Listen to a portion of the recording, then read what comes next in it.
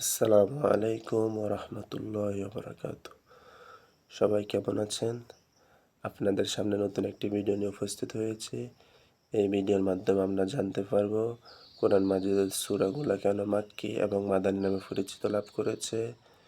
কোরআন মাজিদের সূরাগুলা মূলত মাক্কি এবং মাদানী নামের পরিচিত হওয়ার একটাই কারণ, সেটি হচ্ছে যে রাসূলুল্লাহ সাল্লাল্লাহু আলাইহি সাল্লাম মক্কা থেকে যখন মদিনা তৈয়বাতে হিজরত করেছেন, হিজরতের পর যে সূরাগুলো অবতীর্ণ হয়েছে সেগুলোর নাম হচ্ছে মাদানী সূরা, এবং হিজরত করার আগ পর্যন্ত যত সূরাগুলো অবতীর্ণ হয়েছে সেগুলোর নাম হচ্ছে মাক্কি সূরা।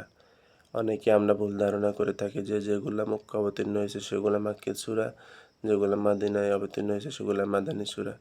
আসলে বিষয়টা এমন না।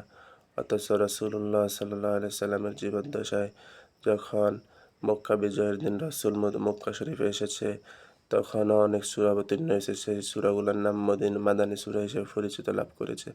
কারণ মক্কা বিজয় হিজরতের পরে হয়েছে। এইজন্য বিষয়টা এমন হবে না যে মক্কা অবতীর্ণ হলে মাক্কি হবে, মদিনা অবতীর্ণ হলে মাদানী হবে। বিষয়টা হচ্ছে রাসূলের হিজরতের সাথে সম্পর্ক। হিজরতের আগে হলে মাক্কি সূরা, হিজরতের পরে হলে মাদানী সূরা।